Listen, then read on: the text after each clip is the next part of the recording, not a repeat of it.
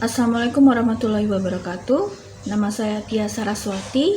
Saya ditugaskan di Fakultas Ilmu Budaya di Prodi Studi Kejepangan.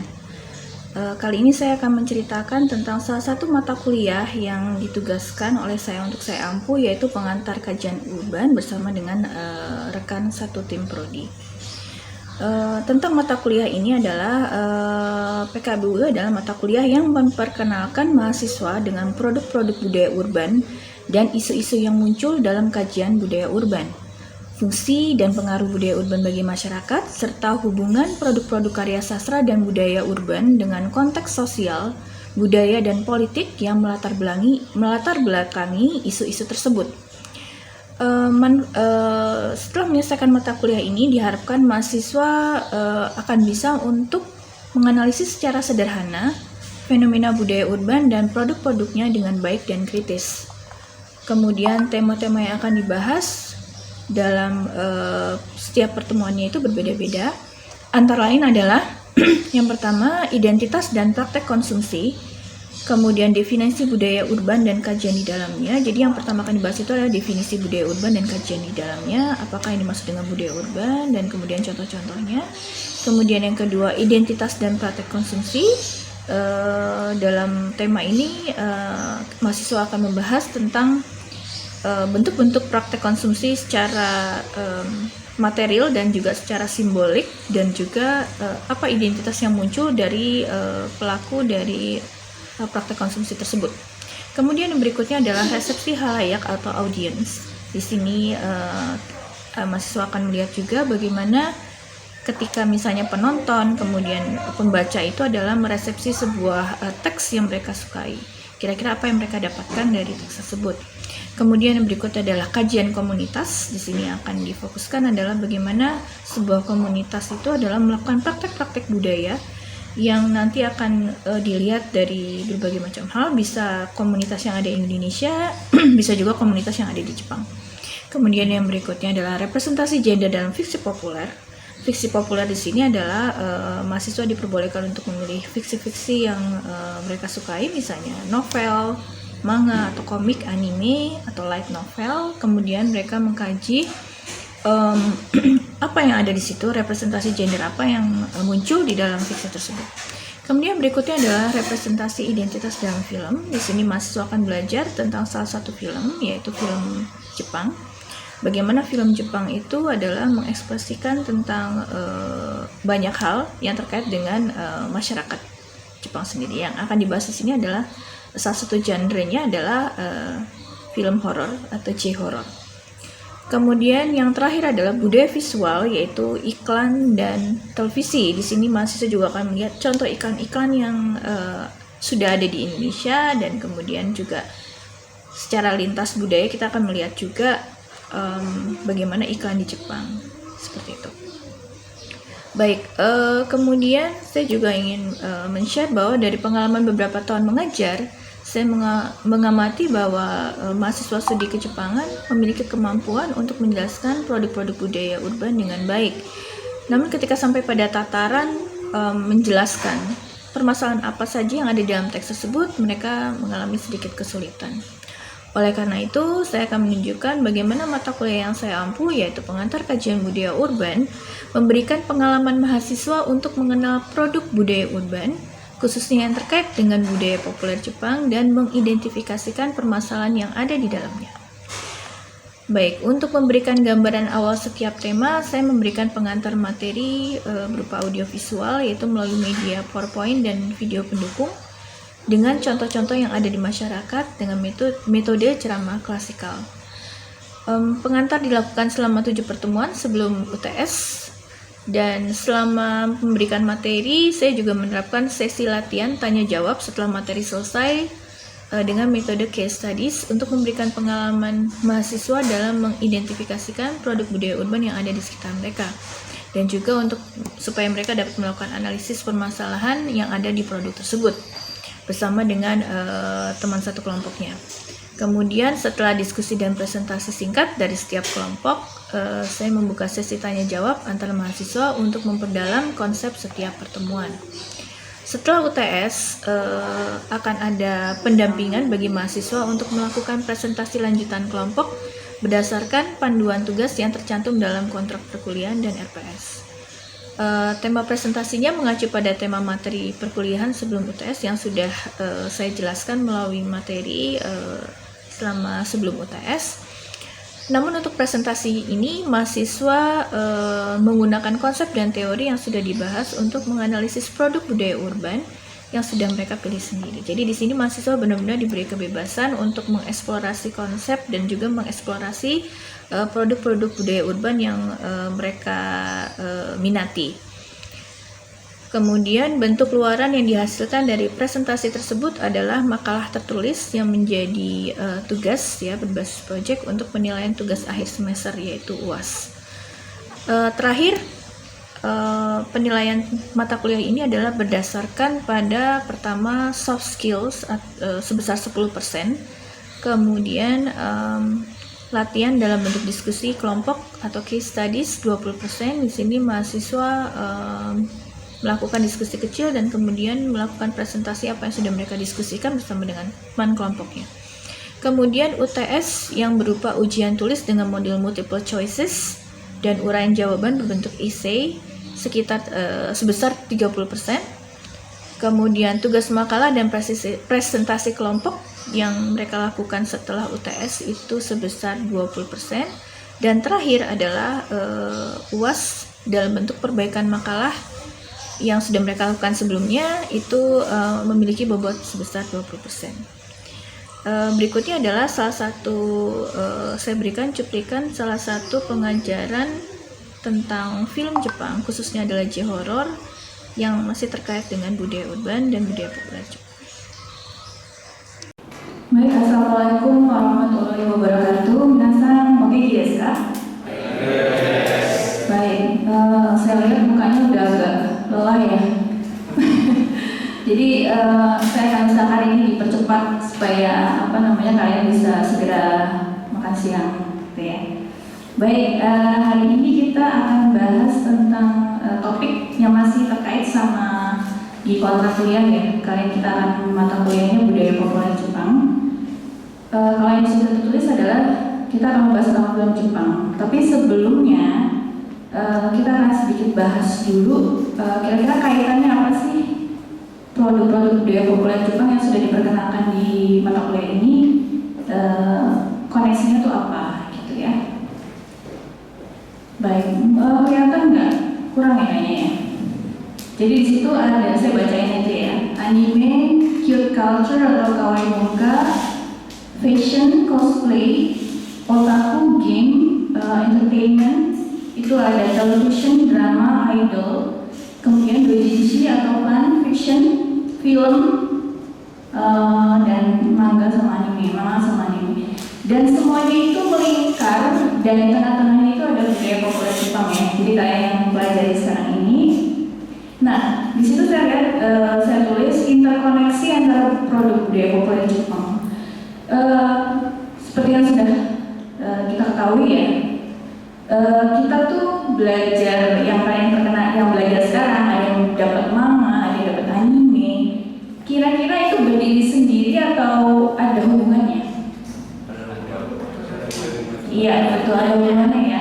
Oke, makanya saya tulis di situ namanya interkoneksi gitu ya. Kira-kira hubungannya apa? Hubungannya? Mungkin seperti contohnya kalau cosplay itu akan berhubungan dengan anime dan game seperti itu. Betul, hubungannya kira-kira di bagian mananya? Dari segi minatnya. Minatnya, oke. Boleh, yang lainnya silakan. Dari karakter yang di-cosplaykan. Karakter yang di-cosplay. Nah, berarti kaitannya sama anime manga, betul. Oke, mungkin yang lain mau coba menghubungkan atau punya pengalaman misalnya dari ketiga ini kira-kira kita bisa koneksi apa dari berbagai macam produk budaya populer? Ada mungkin? Mungkin itu kan sekarang anime kan banyak dari adaptasi dari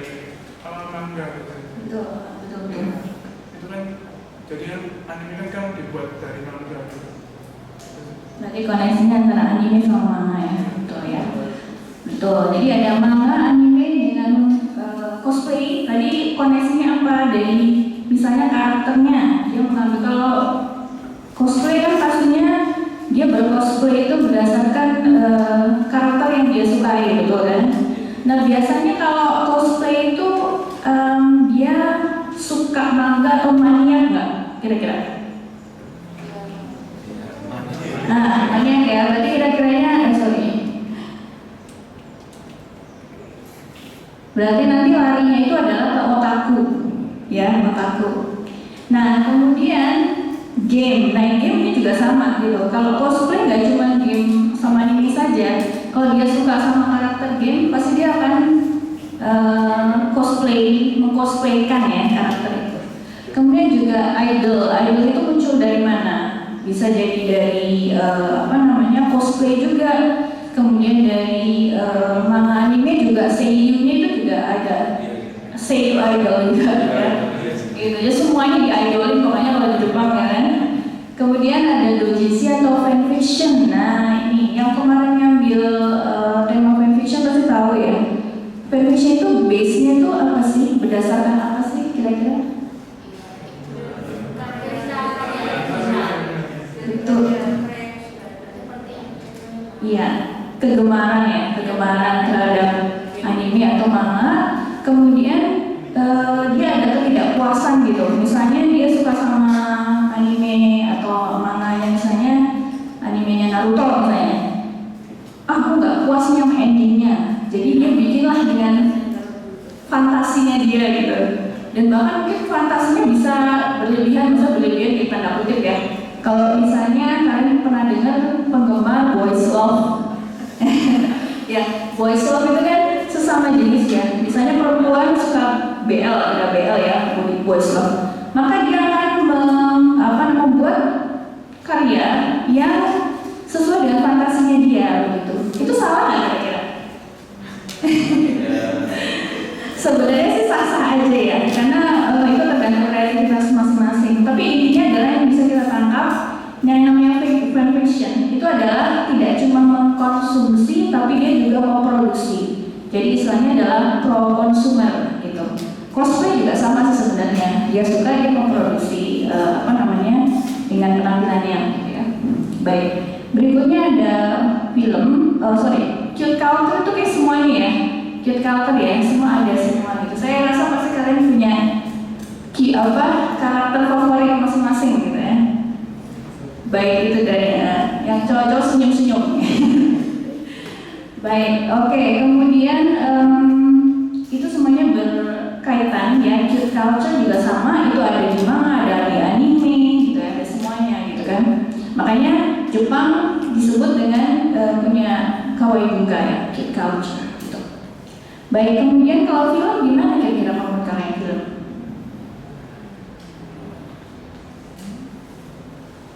Nggak ada cute-cute-nya.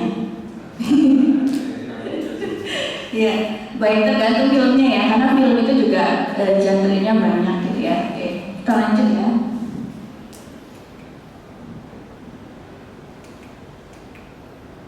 Nah, oke, saya mau puterin video sebentar, mudah-mudahan nggak terlalu lama. Sebentar ya.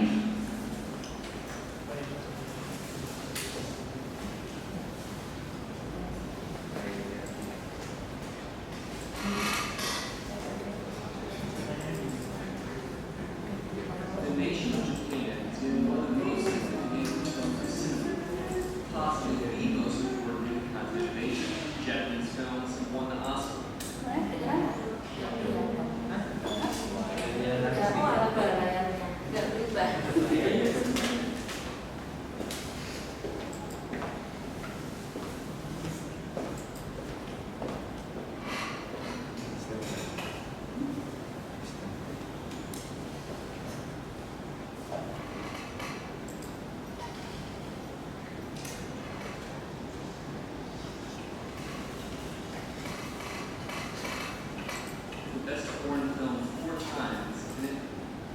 Awesome.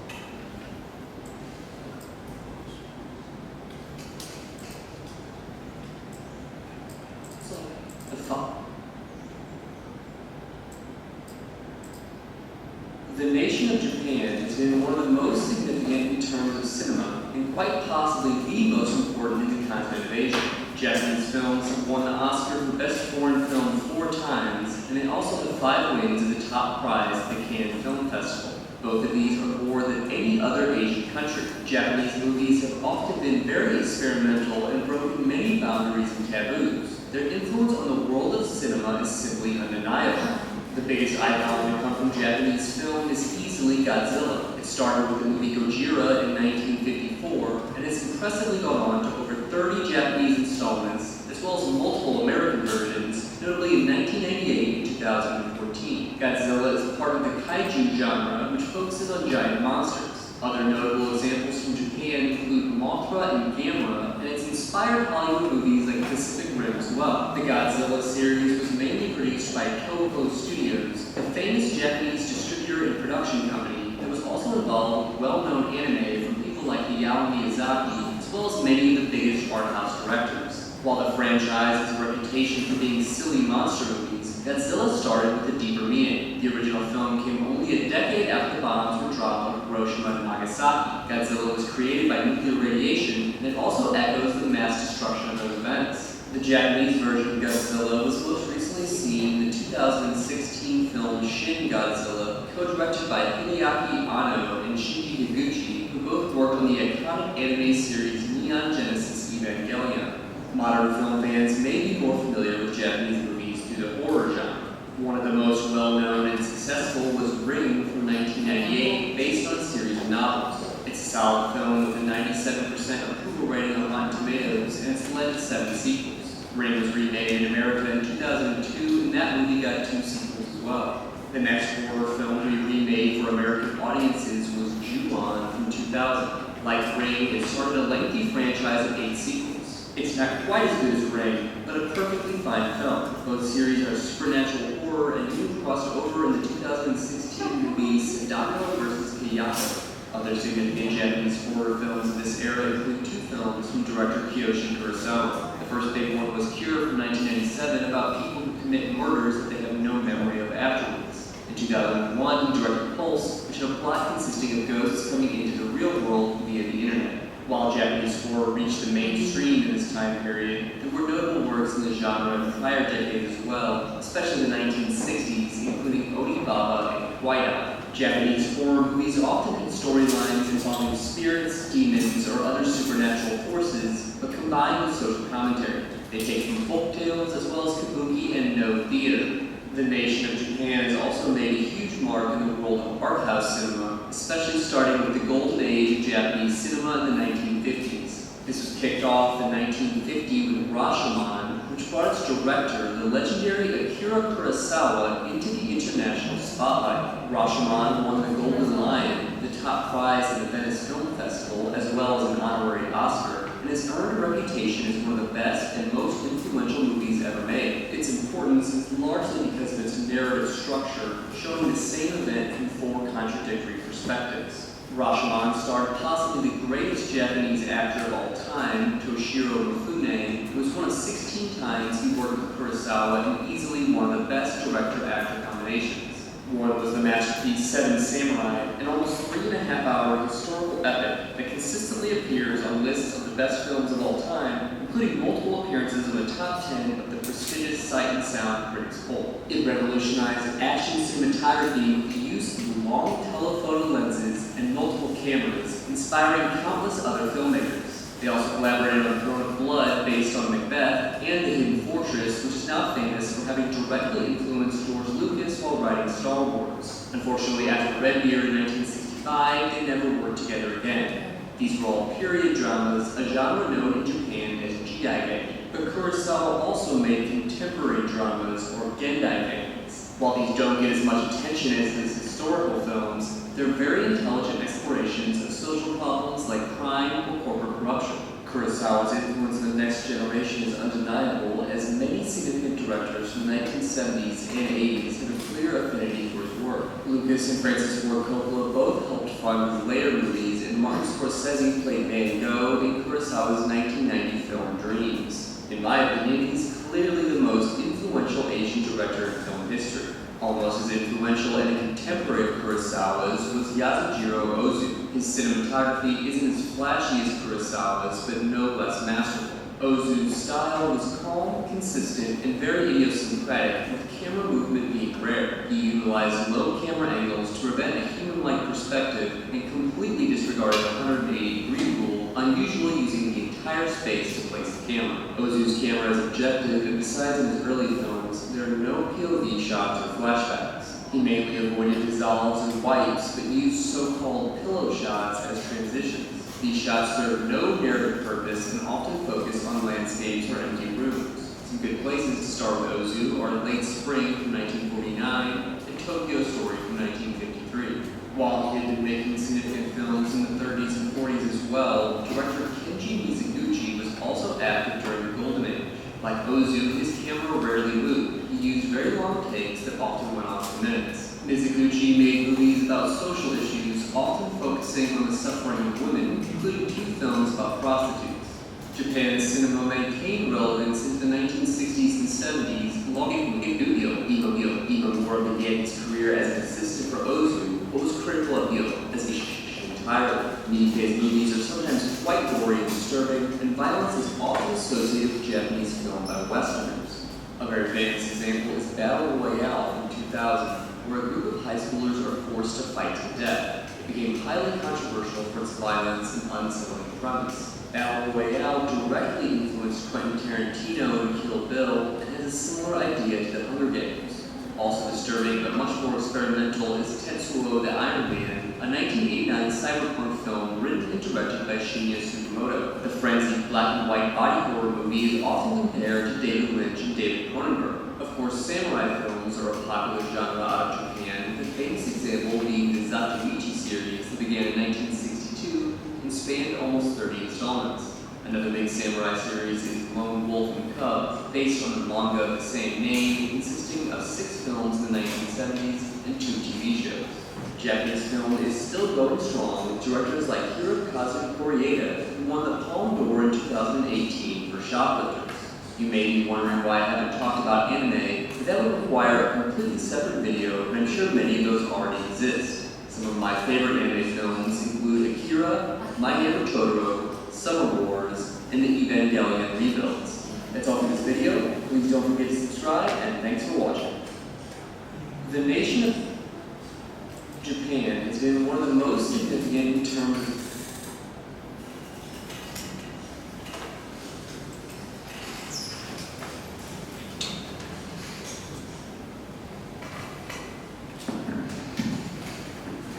Tadi kalian sudah lihat videonya ya. Tadi memang agak cepat dan tidak sesuai dengan secara historis memang, tapi kan kalian sudah dapat gambaran beberapa macam film. Baik, dari yang video tadi kira-kira mungkin ada yang mau memberikan kesan yang kalian lihat apa sih sebenarnya?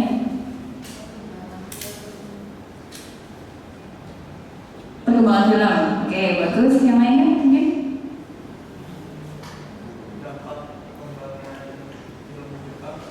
Dampak perkembangan film Jepang. Baik, yang lainnya mungkin?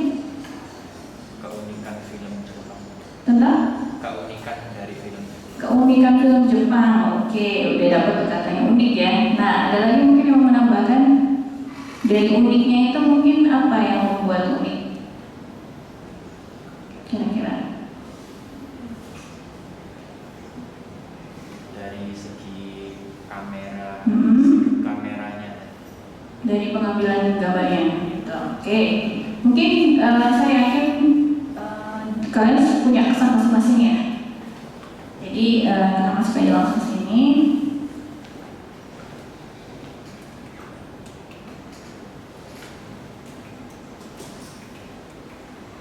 Nah, tadi sebenarnya ada yang masuk ke sini ya. Ini masuk apa sih tentang film Jepang gitu kan? Tadi kalian sudah lihat sekilas tentang film Jepang dari apa namanya, dari pas yang hitam putih sampai yang modern dengan berbagai genre. Nah, itu tadi masuk ke apa namanya, pendapatnya siapa tadi? Rizal. Nah, Rizal bilang unik. Nah, unik ini sebenarnya yang dibilang unik itu apa sih sebenarnya dalam film Jepang? Nah, kalau kita lihat di situ kan sebenarnya film Jepang itu disebut sebagai adanya karakter film Jepang. Seperti apa sih sebenarnya kalau menurut kalian? Di sini pernah nonton film Jepang nggak? Pastinya pernah ya. Nah, kira-kira mungkin karakter film Jepang menurut kalian seperti apa sih?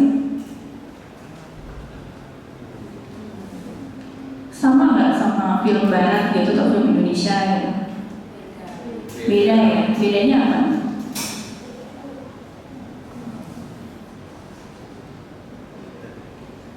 Bedanya yang main orang Jepang. Enggak.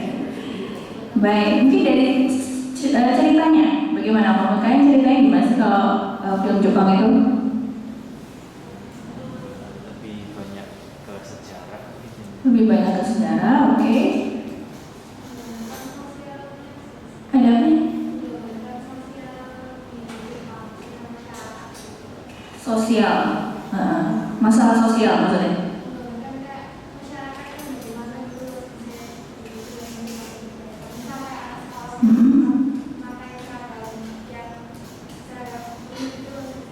Oke.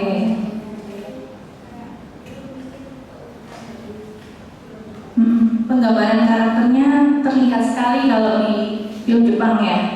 Kalau kita bandingkan dengan, sebenarnya ini buat perbandingan yang ideal ya antara film dan sinetron Indonesia gitu.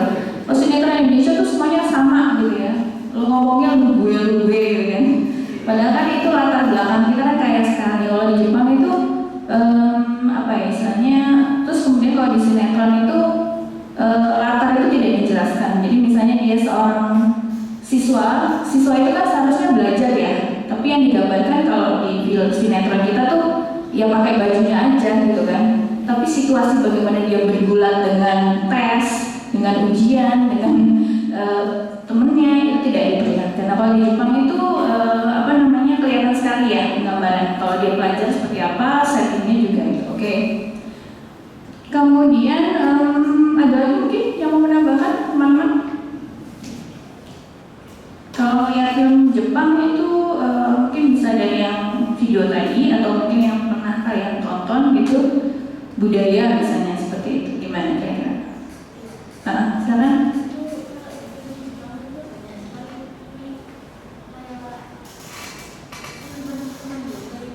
Oke, siluman yokai ya.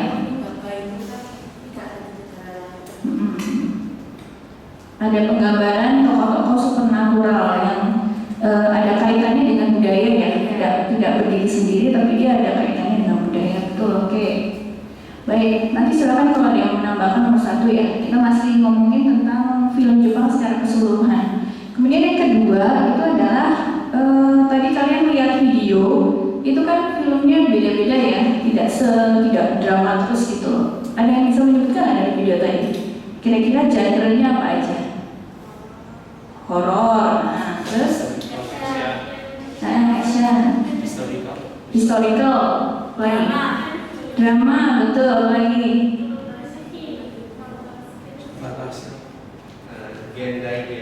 Gendai Geji, betul modern ya. Terus tadi yang pakai pedang itu? Iya betul. Jadi itu yang membuat film Jepang itu beda sama film Barat misalnya ya. Jadi dia punya genre dan genre-nya itu sangat detail, sama seperti manga itu kan juga punya genre-nya ya, ada bukan cuma shoujo, bukan cuma shonen, tapi ada yang seinen, kemudian josei-nya juga ada gitu ya. Jadi yang bikin film Jepang secara apa istilahnya berbeda dengan film lain itu secara garis besar dia punya genre. Nah genre-nya itu juga lucu-lucu gitu. Tadi kan anime tadi masuk ya, kayak Spirit Away. Kemudian Jidai Geji tadi yang apa namanya sama seperti film tadi Chambara itu, Jidai Geji itu sama Chambara sebenarnya sama aja gitu kan. Jadi tokohnya itu biasanya samurai gitu. Ada yang suka nonton film samurai? Gak terlalu. Iya, film samurai yang paling dianggap sebagai film zaman keemasannya film Jepang apa? Film apa?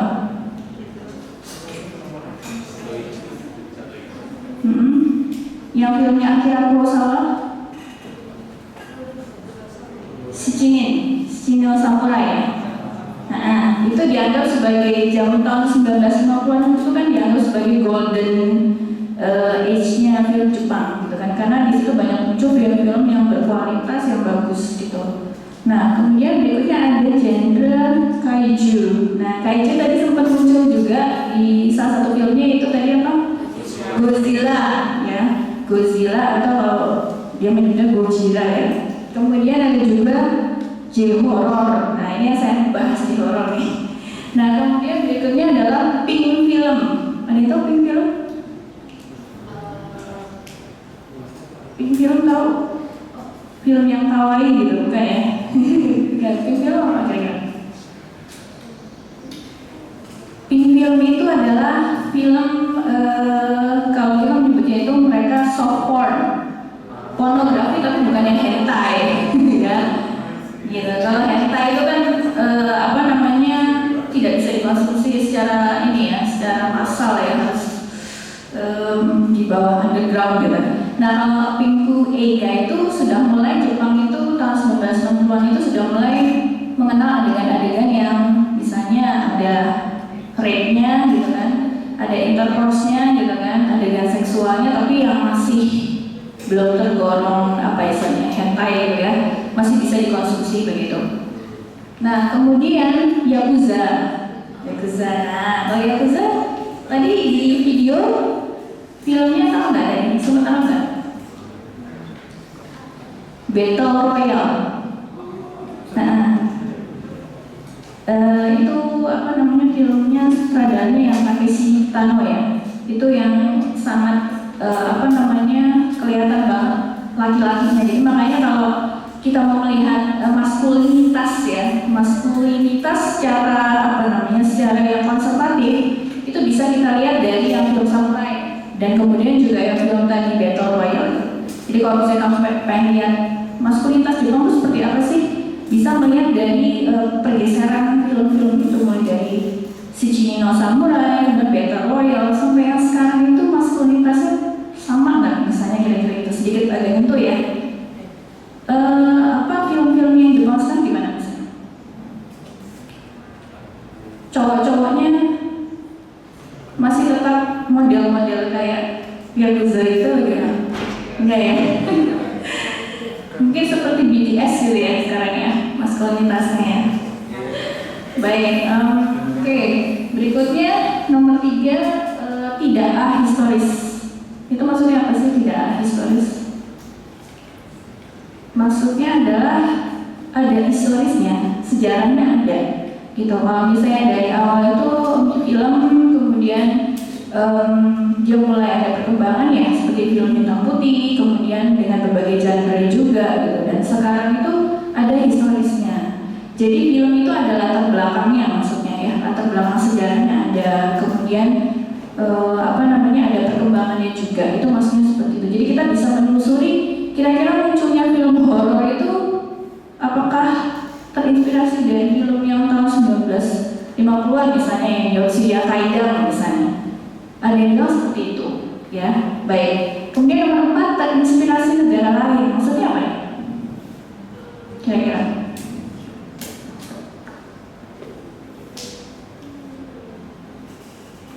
Apakah film Jepang? Oh, ya, silakan.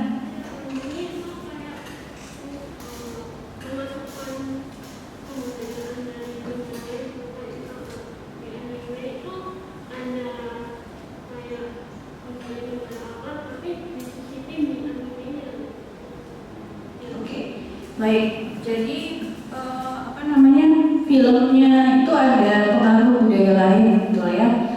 Jadi nggak benar-benar pure Jepang, ada sih yang Jepang, tapi kalau misalnya kita lihat perkembangan film itu tidak terlepas dari pengaruh Barat pasti. Karena kalau misalnya kita perlu ke sejarah Jepang sendiri, itu kan mulai dari modernisasi kan ya, dari setelah Meiji, jadi Jepang sudah mulai bangkit. Dan di situ juga ada pengaruh Barat yang muncul, misalnya dari Inggris, dari Prancis, itu masuk ke film-film Jepang juga, sinema juga gitu. Baik, betul ya, ada pengaruh itu juga. Kemudian kadang latarnya itu juga menggunakan latar Barat juga gitu ya. Baik, sampai mungkin ada yang mau ditanyakan? Lanjut ya. Nah, oke, sekarang genre, saya masuk ke J-horror. Nah ini yang pasti yang sudah bahas horror udah tahu nih ya, di luar kepala tuh. Suka nonton film horror nggak? Saya juga nggak suka sebenarnya, karena buat stres ya. Nonton film itu kan seharusnya fun ya, tapi kenapa dibikin stres gitu? Udah bayar, terus dibikin stres nggak sama. Tapi kita perlu tahu kalau Jepang itu punya genre yang namanya J-horror. J-horror itu dari mana sebenarnya? Jadi J-horror itu sebenarnya bagian dari New Asian horror ya. Jadi suka nonton film Cina nggak? Yang zaman dulu vampir? Udah ya? Saya pikir kalian gak nonton, saya bukan jawabannya. Mas kayak itu kan biasanya setan itu latarnya tuh dari apa sih? Kerajaan gitu kan. Nah jadi tuh mereka jalannya terus vampir gitu ya. Nah terus ada lagi ya kalau misalnya yang kalian tahu, misalnya dari negara Thailand. Nah, Thailand itu juga udah ya film horor ya. Ya pernah nonton film Thailand nggak ya? Pernah. Misalnya apa?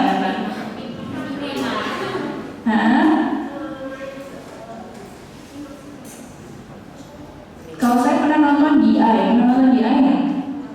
DI, mata. Jadi itu film Thailand tentang agak sedikit ini ya, OOT ya. Jadi ada film ada seorang gadis, dia itu buta, tapi kemudian mendapatkan transplantasi mata dari seseorang. Nah, setelah dia transplantasi mata, apa yang terjadi? Dia melihat sesuatu yang tidak bisa dilihat orang. Ya seperti itu. Nah itu ada remake-nya juga. Di remake sama Jepang kalau nggak salah ya. Jepang apa? Amerika saya lupa. Gitu. Ya. Baik, kemudian tadi yang bilang bahwa unik ada karakter supranatural ya. Nah itu masuk juga bahwa kalau film Jepang itu khususnya film horor itu ada pengaruh dari tokoh-tokoh yang bisa kalian lihat tuh seperti yokai ya, seperti itu. Nah itu ada pengaruh juga karena di film kalau misalnya kalian lihat misalnya contoh penggambaran manga misalnya, itu kan ada gambar-gambar yang dari tokoh-tokoh atau supranatural itu. Nah itu di sebagian diadaptasi di film horor gitu. Seperti itu. Jadi tidak berdiri sendiri ya. Kalau untuk horor Jepang itu pasti ada kaitannya dengan supernatural dari agama, misalnya Shinto atau Buddha gitu.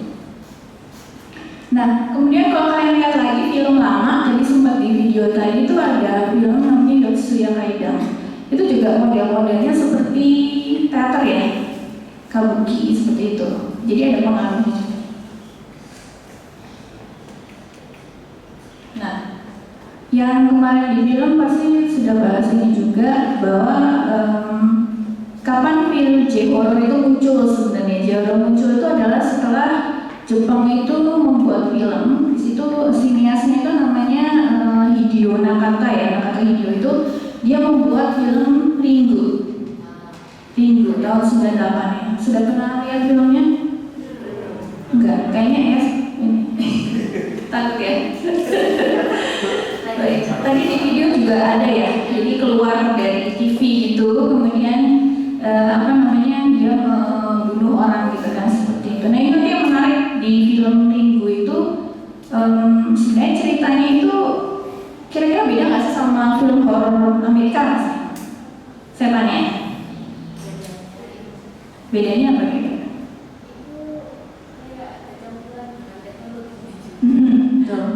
Campuran teknologi ya, karena dia keluar dari TV, dari video gitu kan. Videonya tujuh orang ya, jadi mulai dari alat ya, media di situ. Nah di situ yang menambahkan lagi keunikan film Jepang horor itu, jadi dia munculnya setannya itu adalah dari media elektronik. Jadi ada pergabungan antara teknologi dan keseraman gitu ya. Baik, kemudian setelah itu Ringu kemudian di remake di Amerika. Dan semenjak itu beberapa film horor Jepang itu di remake sama sama Amerika. Kira-kira Indonesia juga ada pengaruhnya nggak sih film Ringo ini kira-kira? Ada pengaruhnya nggak? Ada yang pernah lihat mungkin pengaruhnya? Bukan film, tapi mungkin gimana? Pernah lihat iklan nggak? Iklan apa ya? Provider kalau nggak salah. Itu dia setannya mirip Sadako.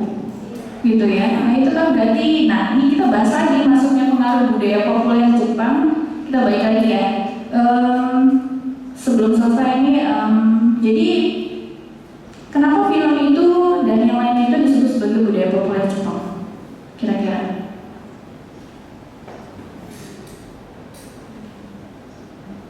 Budaya populer Jepang itu apa sih? Budaya populer apa?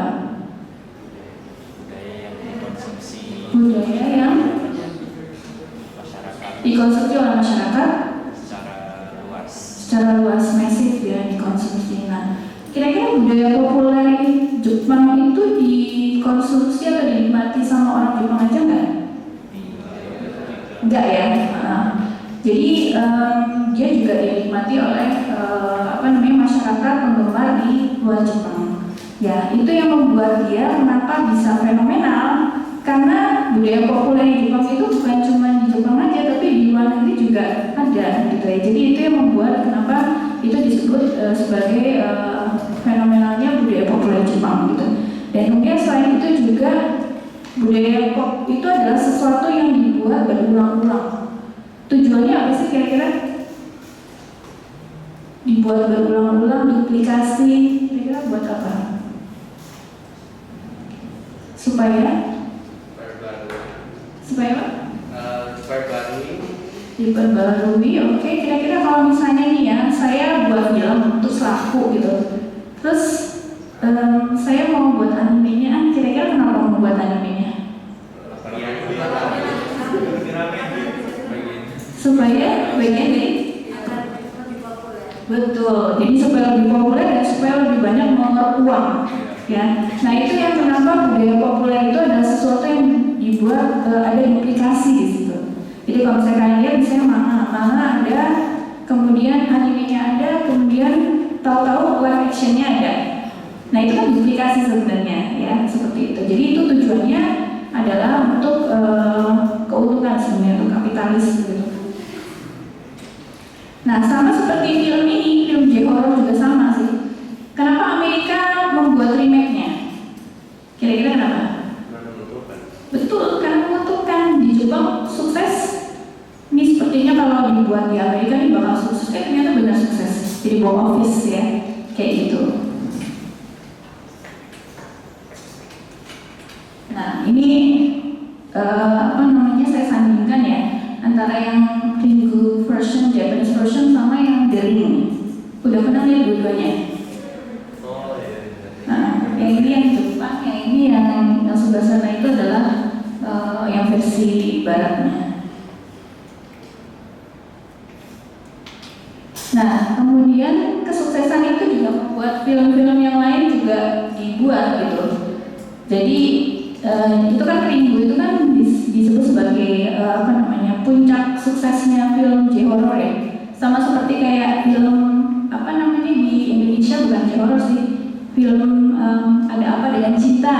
Nah itu disebut sebagai keemasannya film Indonesia yang mulai bangkit gitu sebenarnya. Nah ini kalau J-horror ini titik poinnya di film The Ring. Dan kemudian juga ada film-film yang lain seperti misalnya Ju-on, The Grudge ya, Kutukan ya. Kemudian yang sebelah sana itu yang versi baratnya. Dan yang lain juga yang terkenal ya, kayak misalnya ini Michelle Jelani yang main Buffy Vampire Slayer itu. Nah ini juga. Kemudian ini The Grudge. Yang ini udah pernah nonton? Honoburai Mizu no Sohokana. Jadi kalau bahasa Inggrisnya itu Downwater. Belum pernah nonton ya? Itu juga versinya juga sama yang main Jennifer Connelly. Ceritanya singkatnya adalah gini, seorang ibu, dia single mother, dia dia itu tinggal di sebuah apartemen bersama dengan anaknya. Jadi tinggal di apartemen baru. Tapi apartemen itu tidak benar-benar baru karena ada sesuatu di situ. Jadi ibunya itu pergi kerja, anaknya di rumah sendirian. Nah selama anaknya sendirian itu dia melihat sesuatu dari atasnya itu ada seperti bocor air gitu. Jadi kenapa disebut dengan dark water itu? Nah ternyata bekas apartemen itu adalah dulu ada yang anak kecil yang meninggal dunia. Jadi kemudian dia tahu ya ada temennya gitu kan. Jadi makanya dia kemudian seperti temannya si anaknya itu gitu. Nah akhirnya ya seperti itu. Tapi akhirnya sepertinya happy ending kok. Tidak ada yang meninggal sudah seperti itu. Ya. Baik, yang ini sudah pernah nonton? Itu Cairo Tools, ini agak mundur ya. Ini juga tadi bilang kalau film J-horror itu ada kaitannya sama teknologi. Nah ini ya sama Cairo ini. Jadi dia ada yang nonton? Filmnya tuh agak pusing sebenarnya ya. Jadi ada virus, kemudian si yang punya itu terjebak di dalam komputernya itu katanya bisa membuka dengan dunia. Jadi setan itu bisa masuk dan dia itu terjebak selamanya di situ kayak gitu. Teknologi. Jadi kaitannya seperti itu. Nah ini juga di remake juga sama Amerika. Nah kemudian kalian kan mahasiswa Japanese Studies ya. Jadi tidak cuma melihat film, tapi juga kira-kira di film itu apa yang bisa kalian kaji? Nah tadi sudah dapat dari Nabila Sensei ya. Kira-kira dari film Jepang horor apa sih yang bisa dilihat? Gitu kan seperti itu. Nah ini saya beberapa contoh aja ya. Yang pertama adalah absent mothers, bad fathers, and abused children. Nah kira-kira maksudnya apa di dalam film itu? Ada apa di situ yang bisa kita lihat? Absent mothers itu maksudnya seperti tadi film yang Dark Water, itu kan ibunya tidak selalu ada di sisi anak itu yang ditakut-takutin itu. Nah itu jadi bisa kita lihat kalau setiap film horor itu ada absent mothers. Kemudian bad fathers, ayah yang buruk, tidak seperti ayah yang seharusnya ya. Itu ada di film apa? Kira-kira? Ju-on, betul. Jadi di Ju-on itu kan ayahnya kan membunuh istri dan anaknya kan secara brutal gitu kan. Akhirnya jadi rohnya itu tetap di rumah tersebut gitu kan. Nah kemudian ada abuse children itu juga sama. Jadi anak yang di jidogyattai, di mengalami kekerasan ya seperti itu. Jadi ada beberapa film horor yang patternnya seperti itu dan kita bisa lihat tentang apa sih itu, tentang misalnya ya tadi itu lagi absent mother, kemudian anak yang di abuse, kemudian juga bapak yang perilakunya kurang baik gitu ya. Kemudian berikutnya adalah disconnection between people. Disconnection itu apa sih? Putus. Tidak nyambung ya. Ya, jadi kalau dalam film Jepang bisa kita lihat di mana ada beberapa tokoh yang selalu sendiri, ya tidak berrelasi dengan orang lain gitu ya seperti itu. Kemudian berikutnya gender. Nah kalau gender itu kan luas ya. Gender itu luas, mulai dilihat yang mananya, maskulinitasnya atau feminitasnya atau peran gendernya atau bagaimana itu. Kemudian yang berikutnya woman as monstrous, maksudnya apa? Sebagai setan. Monstrous itu kan monster ya. Jadi monster itu bukan berarti monster secara literal seperti contoh kayak Godzilla itu kan monster ya. Tapi perempuan di situ tuh adalah sebagai monster itu adalah sosok yang ditakuti. Sosok sebagai tadi contoh film. Kan tokohnya kan perempuan semua ya. Kenapa ya perempuan semua ya? Tidak tahu. Pernah nggak kalian tanya kenapa kok film horor itu Asia itu kebanyakan tokohnya setannya perempuan? Tapi kalau film Amerika itu ada tokohnya yang setannya cowok gitu ya. bahan kajian. Kenapa kok tokohnya adalah selalu perempuan? Nah, woman as monstrous itu bukan cuma perempuan yang dia benar-benar kelihatan wujudnya setan, tapi bisa juga di sini maksudnya adalah perempuan yang secara kejiwaannya hancur, apa ya, sakit jiwa, ya. Seperti itu bisa juga ya. Kajian woman as monstrous itu bisa juga kita lakukan di film horor ya. Bukan cuma film horor aja, sebenarnya film drama pun juga bisa. Baik, nah, ya itu sengaja saya kosongin. Kira-kira kalau dari kalian sendiri yang pernah nonton film horor, selain dari itu bisa melihat apa saja di situ? Yang bisa mungkin nanti diteliti. Ya? Bullying, oke, betul. Ijime ya, betul. Jadi ada beberapa film yang memang korbannya itu yang meninggal dan menjadi yure itu adalah dari bullying. Betul. Baik, ada lagi mungkin?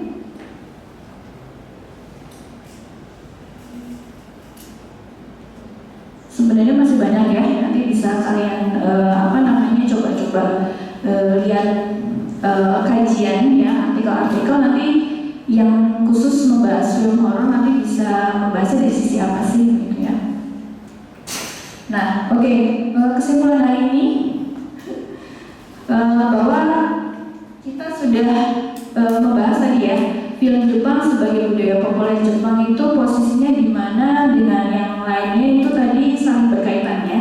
Film, jadi kalau misalnya film sebagai budaya populer adalah ketika dia film itu menjadi film yang laris, maka yang terjadi adalah misalnya remake ya, itu duit juga remake. Kemudian cosplay seperti Star Wars itu kan ada cosplaynya juga. Kalau di Jepang film itu pasti juga ada cosplaynya juga ya. Misalnya seperti anime masuk genre film itu pasti juga masuk ke cosplay juga gitu. Jadi saling berhubungan dengan budaya populer yang lainnya. Berikutnya adalah tadi kita masuk lebih concern ke J-horror ya. Tadi J-horror itu karakternya apa saja tadi sudah disebutkan juga sama teman-teman. Ada kebanyakan tokohnya perempuan, kemudian tidak lepas dari unsur budaya, ada tokoh-tokoh yang dari mitologi, misalnya mitos, budaya supernatural dari agama Buddha, Shinto gitu, seperti itu. Dan ada keunikannya lagi misalnya disambungkan dengan teknologi gitu ya. Jadi setan keluar dari TV misalnya seperti itu.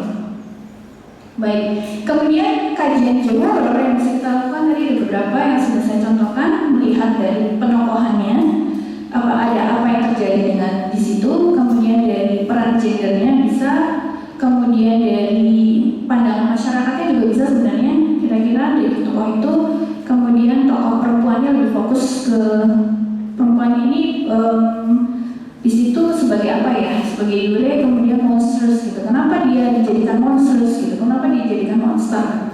Nah itu nanti balik lagi sebenarnya adalah karena laki-laki itu tidak mau terancam oleh perempuan gitu. Jadi makanya bisa jadi kesimpulannya seperti itu ya, karena dia membahayakan jadi dianggap sebagai monster gitu. Baik, oke, sampai sini ada yang mau ditanyakan apa ada yang mau diklarifikasi? Dikonfirmasi? Sudah jelas? Baik, oke. Kalau begitu saya ingin sampai di sini. Mudah-mudahan pembahasan kita hari ini tentang film bisa bermanfaat buat kalian semua ya. Nah, baik, semoga sukses untuk UASnya. Baik, saya akhiri. Assalamualaikum warahmatullahi wabarakatuh.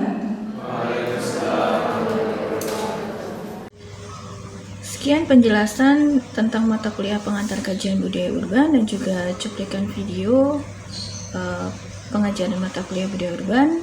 Semoga dapat memberikan manfaat dan semoga dapat memberikan gambaran tentang mata kuliah ini. Terima kasih. Assalamualaikum warahmatullahi wabarakatuh.